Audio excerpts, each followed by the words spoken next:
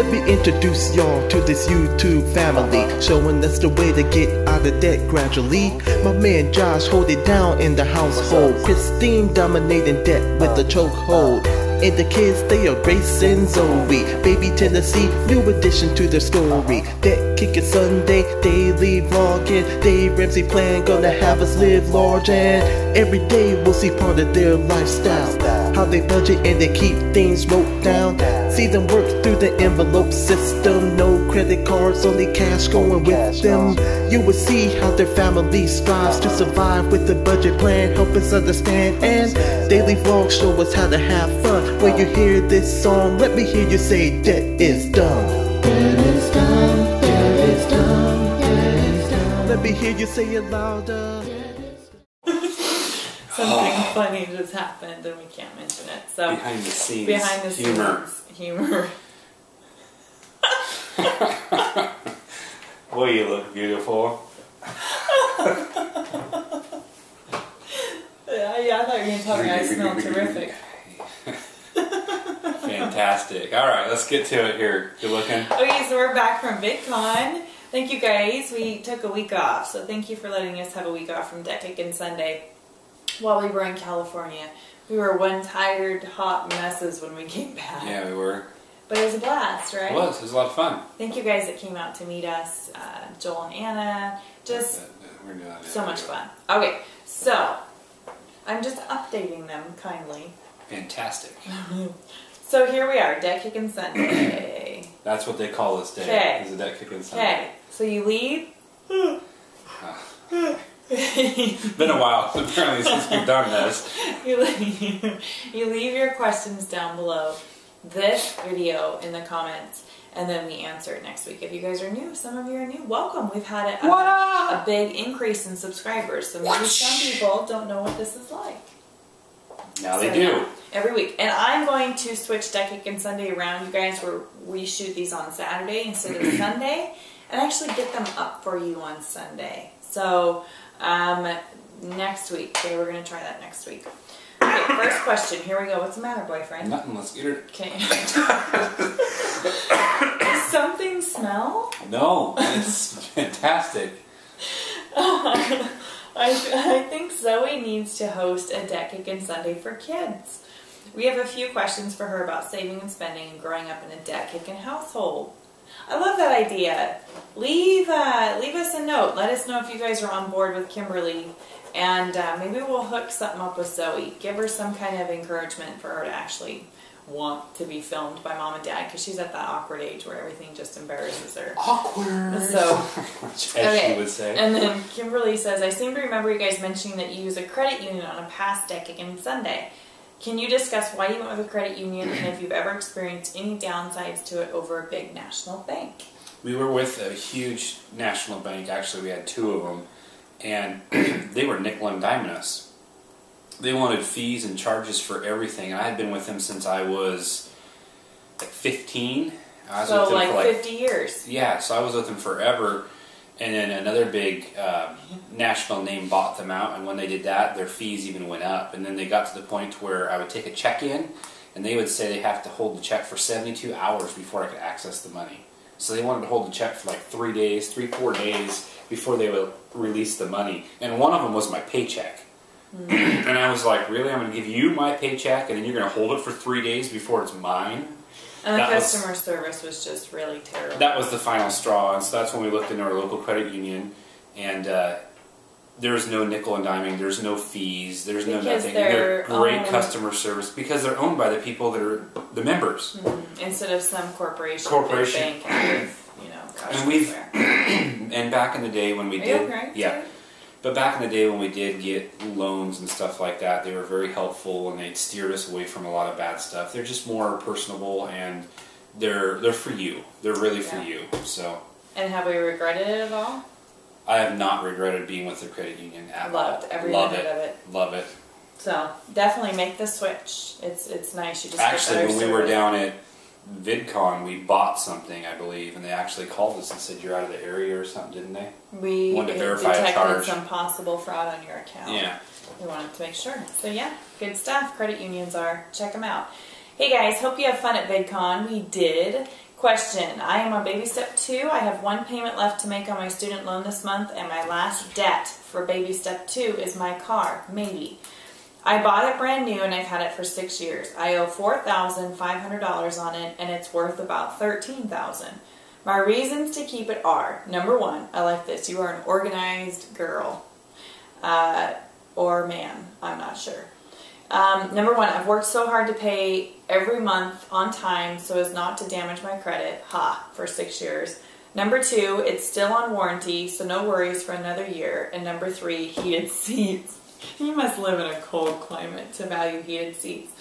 I can't really think of a reason to sell it at this rate, but I was just wondering, what do you think? Should I sell the car? Thanks. Here's my reasoning. So you'd get $8,500 if you sold it, right? It's worth about $13,000. And you owe $45,000. So you get about $8,500 out of it. Here's my thing. The warranty, it doesn't really matter if you're going to be paying cash, because obviously if you've had your car this long and it hasn't worked out, don't you just sit up straight? Is that what you're telling me? Nope. No. Just me. I was just primping myself. He's had lots of squirrel moments, guys. Do you want me to finish this up? No. That really got me squirrel there. Why don't you go ahead? You totally got me off balance here. Balance. I don't know where his balance is, but it's really up to you. You can buckle down. It depends how fast you can get that $4,500 paid off, and then keep the car forever. What I was going to say. Oh, now you want. If it's going to take you like 2 years to pay that $4,500 off, it's not worth it. But if you could pay that $4,500 off, say in like 3 months, then I would keep the car. If not, I would take the $8,500 you get for it after you sell it for $13,000, pay your loan off, and then take $8,500 and go buy yourself a new, or a nice 10-year-old Honda Accord, 15-year-old Honda Accord that's got low miles on it.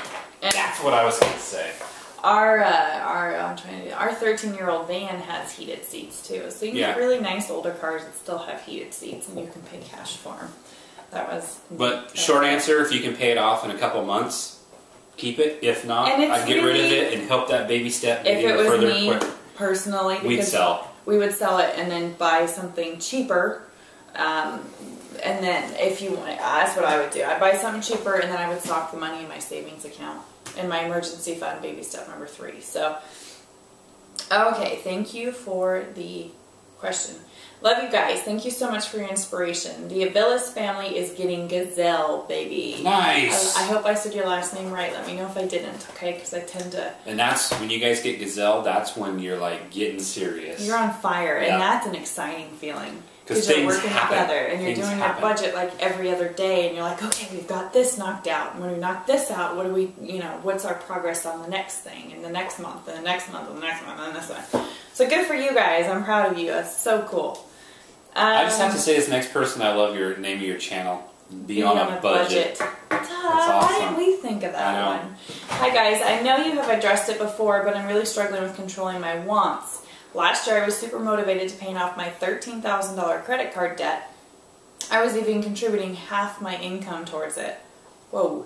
This year I've gone back to only contributing $20 over the minimum payment and have lost my motivation. I am now super focused on saving for a vacation and saving for a house, and I know I shouldn't, but I want it. How do I snap out of it? Please send me some tough love. Do you know what you're asking? Yeah, I can yeah. We'll be here a few minutes. Here's Josh's tough love.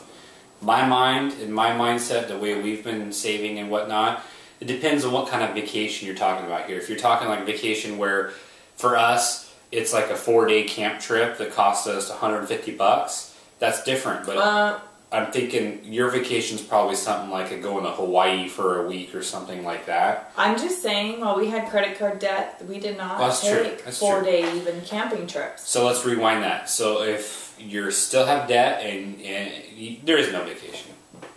You don't get to take a vacation. You cut that stuff out. You got to choose. Do you want to be in debt and have that vacation more than you want to be Because realistically, if you're in debt that much, I don't know how you would pay for a vacation without putting it on credit cards, right? Or she's using half of her income that she would be paying down on her credit card to pay for this vacation. No, it needs to go towards the credit card. Get out of debt, sister. Yeah. Now. Or or brother. I'm not quite sure. And if you wanted to get more motivated and get super focused again, get back on a budget, write everything down. Write it all down. Track your receipts. Yep. How do I snap out of the I wants? It's really a switch that you flip in your brain. And once you do that, you've switched it for good and there's no going back. When you have no debt and you have Benjamins in your pocket, that's when you can have the I wants, because you can go get the I wants. But when you don't have money, you can't have the I wants. We don't even have I wants with a car enough to go buy it, or a truck to go buy it. So it changes. It changes your life. And find a good church and pray, and maybe take an FPU class if you're not in Canada. That's a good way to snap out of it. If you haven't taken FPU, take FPU. That'll help you get your priorities back in check. And it will set you on a nice path. And if you have taken it before, take it again. Now's the point. Your channel name is Be on a Budget. That's inspiring. That's reason enough. Right? We expect things from you because you have that channel name. I'm just saying. I know. There's your tough love. Question for you. Our church has held FPU twice before. They are divided on when to offer the next class. So we have started the baby steps ourselves. High fives. I see on the Dave Ramsey website there are 3 options for FPU. A DVD home study, an FPU online, and the 109 FPU package, which is the class. I asked the 2 guys at our church that teach which one we should purchase that would also let us take the class in the future. They told us to wait until they get the class date down and use a registration code. Well, we don't want to wait. Which package do you recommend? And can we take an FPU course in person with any of them? Thanks. You bet your bottom dollar you could take a class. Bet your knickers on that one. We went to a different church than we belonged to take our FPU class. Because we didn't want to wait. I don't think that it's something, if you're in that mode and you want to take it right now, you need to find the class right now. Because if it's... It might not happen, you guys. Let's wait 6 months until we get in the schedule. They might decide not to do it. Don't wait. Because your financial future is, you're placing it in the hands of these guys. Nothing bad, the ones that are teaching it, but do not depend and rely on them, okay? So take the class. Look up DaveRamsey.com, find a class near you, and sign up. It doesn't have to be with your church. Then, the beautiful thing about that is, when your church offers it, take it again. And it's free. But our recommendation would be to actually take a physical class you go to. Online's great if that's your only option, but you have more accountability. You learn a lot more when you sit in a class and you're around people that are going through the same things as you are. It's take a class. It's huge. Take a class. Go for the class. Book it, Dano. Hi guys, I love your videos. I'm 23 years old and most say I'm an old soul. Sweet. My dad passed away when I was 12 and I had to grow up quickly. Right now I'm living with my parents, but we all agree that it would be a good time for me to have my own place and have some adult independence.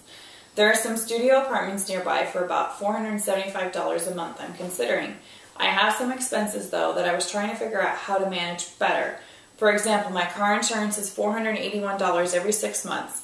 Would you make a sinking fund envelope for this expense? Or I heard an idea about making a second checking account where you would auto transfer funds each pay period for things like car insurance that comes out automatically, and other semi-annual expenses like registration and such. How do you manage these? Thank you for your assistance. By the way, I have completed baby step 1, and for baby step 2, I only have $3,200 left to pay off on my student loans. And I work full-time making $14.06 an hour with benefits. Beautiful. It's pretty exciting that I can be debt-free soon. I'm so excited for you. It's wonderful. What I would recommend on your insurance, this is what we did. When we went to our insurance carrier and said if we did it every month, they gave us a $5 off credit every month to do the auto debit. And that $5 off made it enough to pay it monthly, that paying it every 6 months, it actually cost us more to pay it every 6 months than it did monthly. So check with your carrier. I would recommend doing stuff like that monthly if you can, because it's just one less thing that's not in my gotcha. That way if you forget a month or you have a tight month and you're like, I can't put any money in there this month, it's just, it's easier it's like to do it monthly. a sinking fund, but you're actually paying it every month. Yeah, because we got a bigger discount to do it monthly rather than doing it every 6 months or every year. If you can't do that, then you need a sinking fund envelope for that. Do a sinking fund for it, yeah. But yes, you're right when you said manage fees for registrations and such like that, we do. We have car registrations and all that stuff. We do it on a sinking fund annual basis, and we just stick a little bit each month in there. You're on track, man. It's so nice not to sweat it when those bills are due. And I think it's great. Find as cheap of an apartment as you can and stay there for a while. She is $475. I'm proud of you. That's like $1,000 around here. I don't know where you live, but you're doing everything right. Good job. Good job. You're on the right track. What do you think of putting the gas in the budget but using a gas gift card to cover the amount each month? We have some savings options in our area that reduce the price of gas, fuel perks from Winn-Dixie, with food and grocery purchases, but also reduce it even more if we buy the gas card from them. Then sometimes the gas station has the option of saving even more if we use a gas gift card. What are your thoughts on this? So it sounds like you're just taking cash and you're just buying a gas card and then using it at the gas station. It's a wonderful way to get perks. Perfect. Without going if you're saving further money, into debt. Do it. It's fantastic. And yeah, you guys out there, if you're having a hard time like having cash, that's an issue for you, you could buy gift cards, and that's a good way to budget. Like I could go buy a gift card for $50 every week that I put in the van, and then I know exactly what my dollar amount is, and just use a gift card and get extra perks. So when you grocery shop at that store.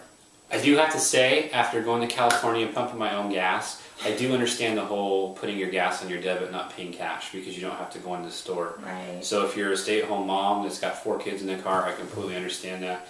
I mean, I kind of understood it before, but I even understand it now, going down there and having to do it. So that's just one thing you do on a debit card for the whole month and everything else is cashed, and I would say that that's cool. Yeah, I'm cool beans with that, as long as you're not going into debt. And if you wanted to see how his gas pumping experience went, go check out all of our VidCon videos over this last week. There's good stuff. Man, I was top notch. Darn. So hope you guys have had a great week and enjoyed your 4th of July. We did, and we'll see you next week, hopefully on Sunday. Perfect.